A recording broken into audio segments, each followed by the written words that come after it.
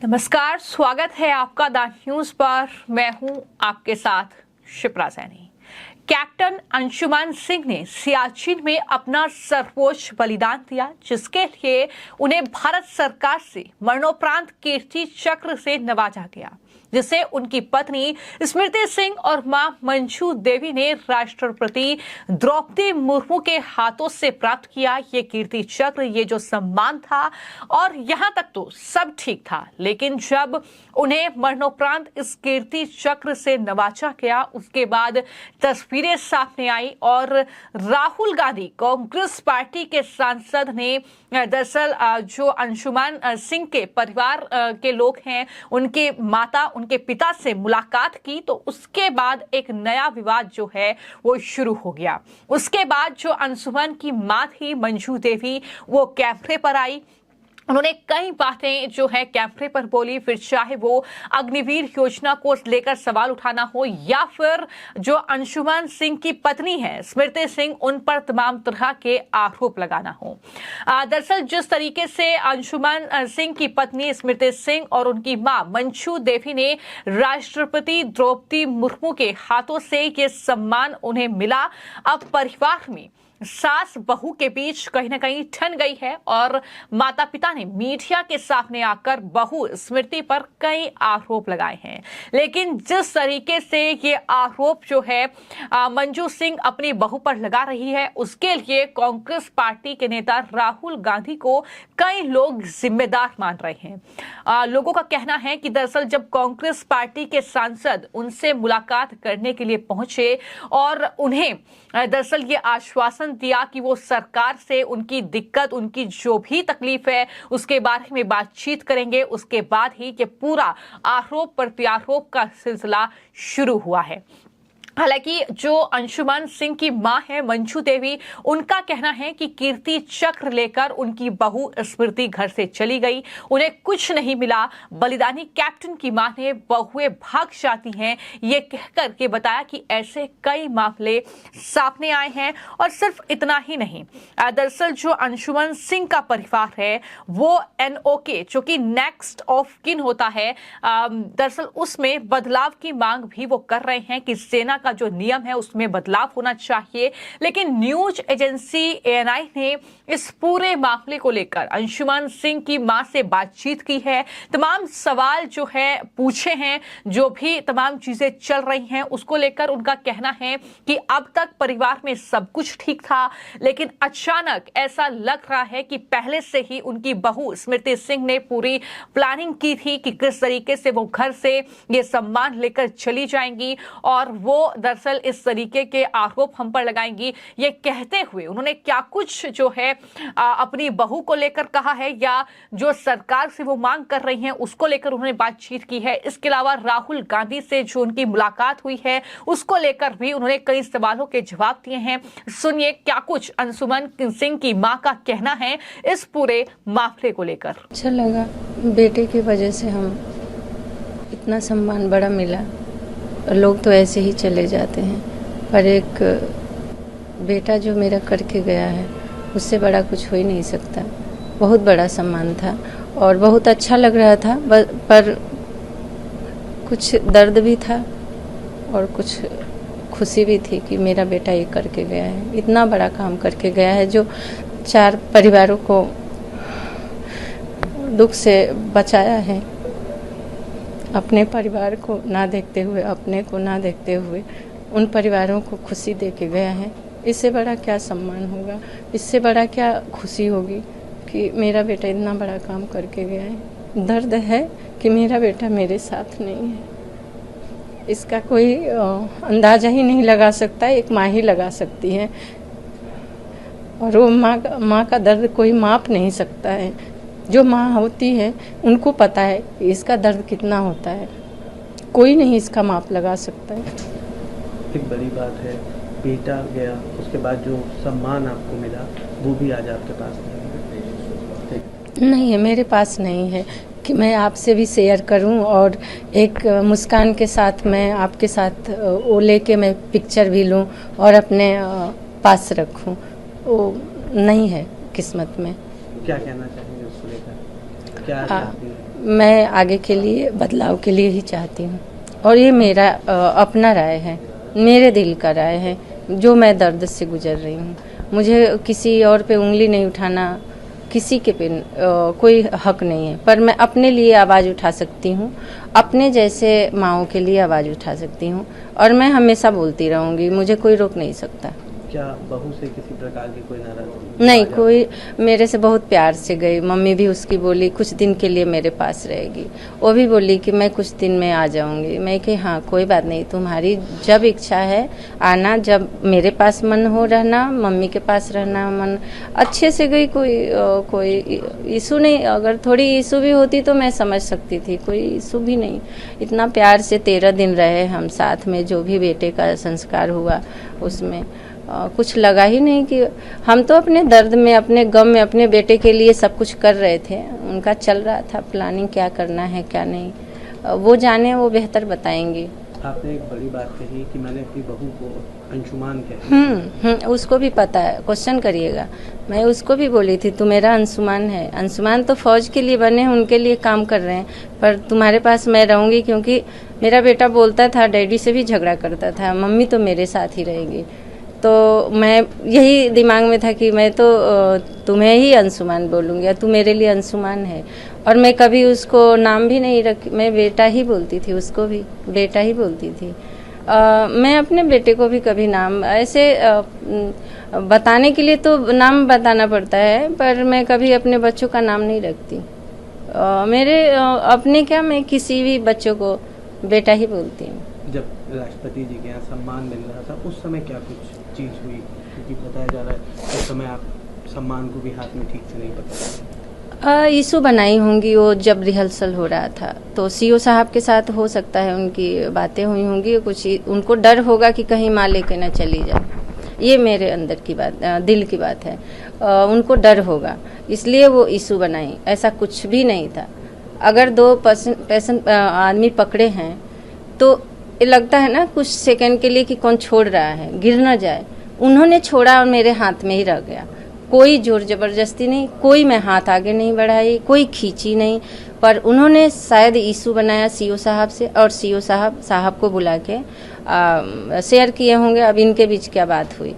तो इन्होंने आया, बोला कि ऐसे है कि तुम बस छू लेना, लेना नहीं। तो मैं कि हाँ कर लूँ, मैं आप कहो तो मैं हाथ भी नहीं ले जाऊंगी, मैं खड़ी रहूंगी।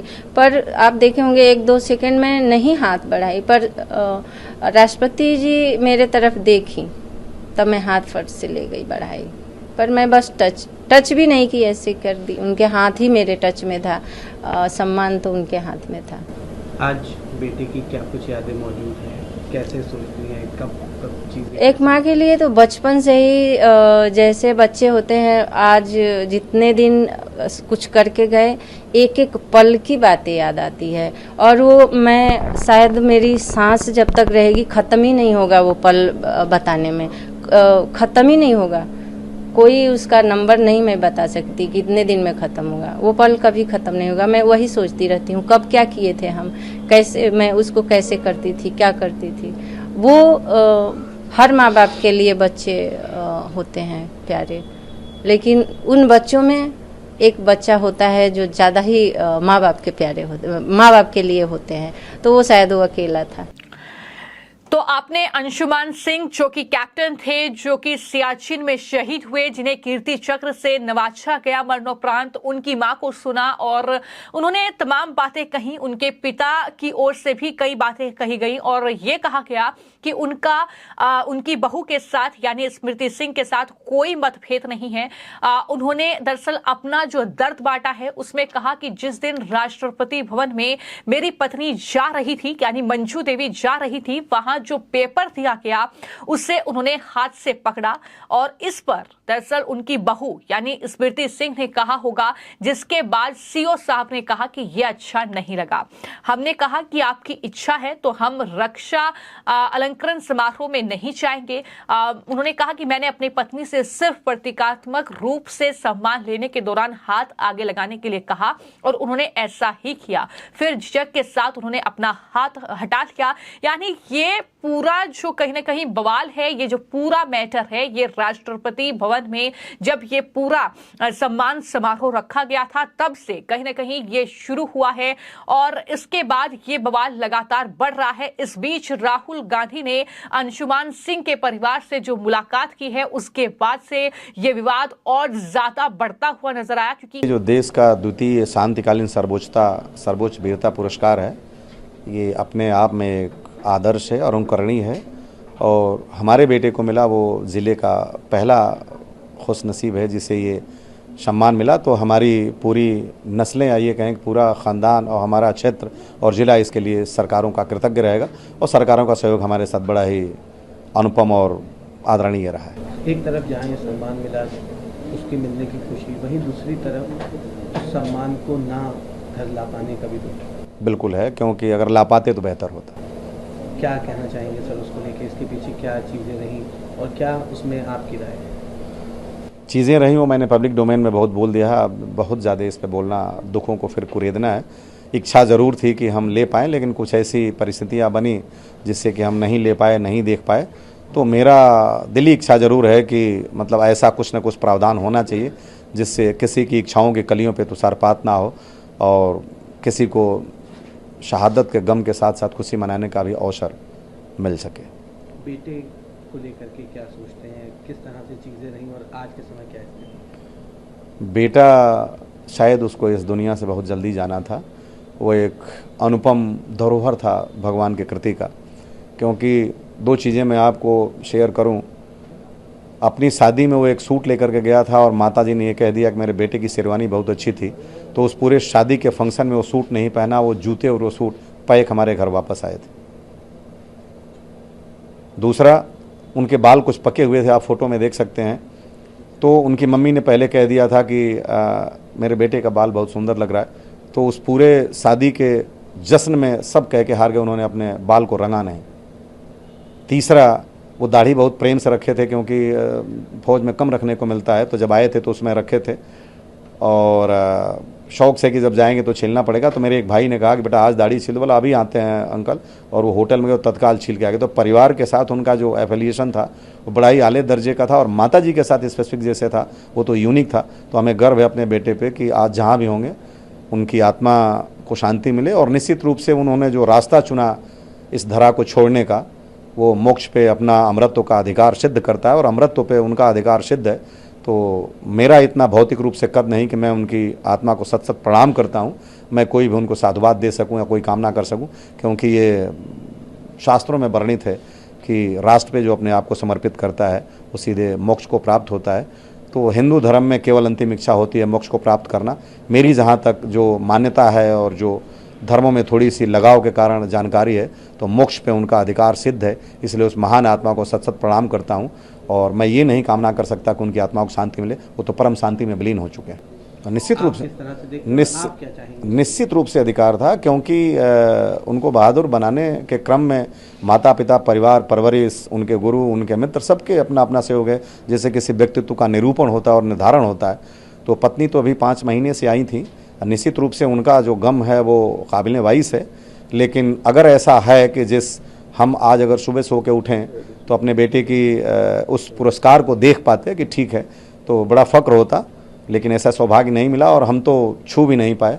तो यही कुछ गम थे जो कि सरेबज़्म हमने अपनी दास्तां को बयां की, वरना ये बड़ा खूबसूरत मंजर नहीं है जिससे कि सरेबज़्म कही जाए।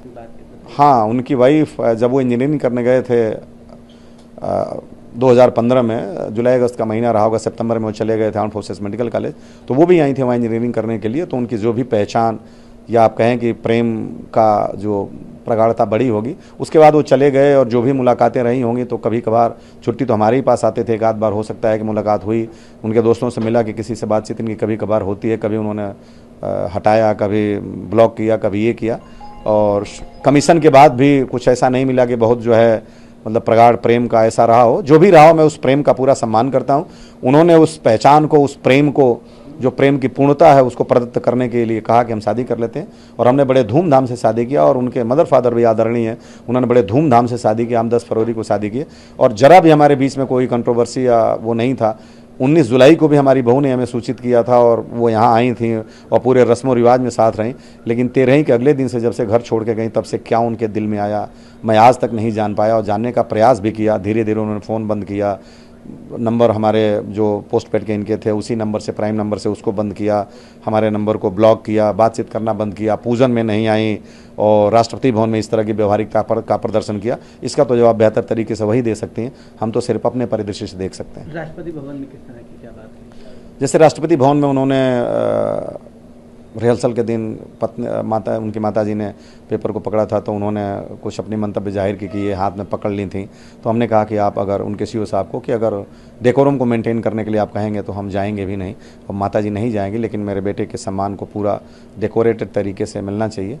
और उन्होंने कहा नहीं चलिए, लेकिन आप केवल हाथ लगा दीजिएगा। तो मेरी पत्नी ने बहुत संकोच के साथ हाथ लगाया और फ़ोटो जब वो हो रहा था गेट के बाहर तभी उन्होंने कहा कि एक फ़ोटो माताजी के हाथ में भी हो जाए। और मैं वो दुर्भाग्यशाली पिता था जो हाथ में भी नहीं ले पाया। इच्छा तो बहुत थी और खोल के कम से कम देख लेता बीइंग एक्स फौजी, तो कदाचित वो संतोष मिल जाता जो कि हर पिता चाहता है, और नहीं मिल पाया तो इसका गम ज़रूर है।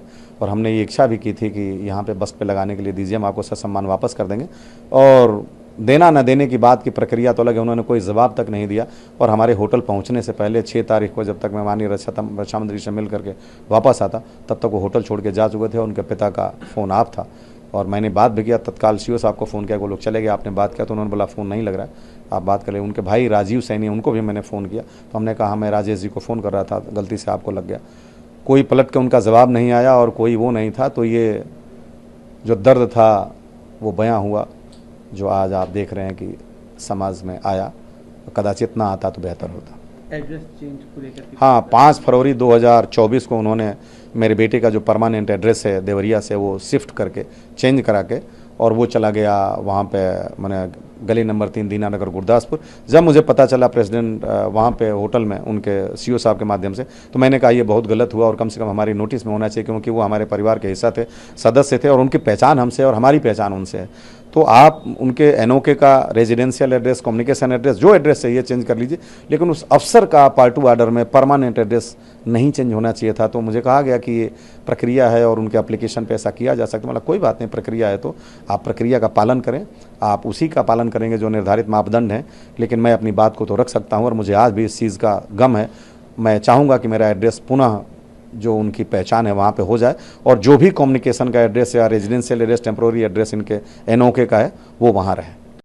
क्योंकि कैमरे पर पहली बार अंशुमन सिंह की मां राहुल गांधी से मुलाकात के बाद ही बोली, तो ऐसे में तमाम बीजेपी के नेता जो हैं, तमाम जो सोशल मीडिया यूजर्स हैं, वो इस पूरे मामले को लेकर राहुल गांधी को जिम्मेदार ठहरा रहे हैं कि दरअसल वो जिम्मेदार हैं क्योंकि उन्होंने ही जो घर में कलेश करवाया है। इस तरीके की बातें भी लोग लिख रहे हैं। लेकिन मैं आपको ये जानकारी दे दूं कि दरअसल अंशुमान सिंह का जो परिवार है, जो उनके माता पिता हैं, वो नेक्स्ट ऑफ किन यानी एनओके जो नियम होता है सेना का, उसमें बदलाव की मांग कर रहे हैं। राहुल गांधी ने भी परिवार से जब मुलाकात की थी तो भारतीय सेना में ये ट्रेंड है कि शादी के बाद जवान द्वारा सामान्यतः अपनी पत्नी को दरअसल 100% नॉमिनी बना दिया जाता है। कुछ जवान ऐसे भी आते हैं जो 70-30 का फॉर्मूला रखते हैं, यानी 70% नॉमिनी वो अपनी पत्नी को बनाते हैं या 30% माता पिता को बनाते हैं। इस नियम के तहत तो 50-50 फॉर्मूले की भी पूरी व्यवस्था है, लेकिन कुछ ही जवान इसे चुनते हैं, यानी उनके हाथ में ये सब कुछ होता है कि वो कितना % अपने परिवार या माता पिता को नॉमिनी बनाना चाहते हैं, कितना अपनी पत्नी को नॉमिनी बनाना चाहते हैं। इसको लेकर ही ये पूरा बवाल है और यही सीधा आरोप जो है अंशुमन का परिवार लगा रहा है कि दरअसल पत्नी जो है अंशुमान सिंह की वो कीर्ति चक्र लेकर चली गई है। अब अंशुमान सिंह चूंकि जाहिर तौर पर सेना में इतना बड़ा बलिदान उन्होंने दिया है, कैप्टन वो थे, तो ऐसे में उनकी तस्वीर जहां पर है वहां पर वो कीर्ति चक्र भी सम्मान के तौर पर उनके पास नहीं रख सकते हैं, क्योंकि उनकी पत्नी लेकर अपने मायके चली गई है। इस तरीके का ये पूरा बवाल है जिसको लेकर कहीं ना कहीं सियासत भी खूब हो रही है। और वहीं अमित मालवीय ने एक पोस्ट के जरिए आरोप लगाया है कि एक शहीद के परिवार में आग लगाने का काम जो है वो बालक बुद्धि राहुल गांधी ने किया है। ये द्वेषपूर्ण और घृणित राजनीति की प्रकाष्ठा है। इस तरह की बातें कहते हुए कांग्रेस पार्टी पर भी लगातार हमला बोला जा रहा है। फिलहाल आपकी इस पूरी खबर को लेकर क्या राय है, हमें कमेंट बॉक्स में जरूर लिखें। धन्यवाद।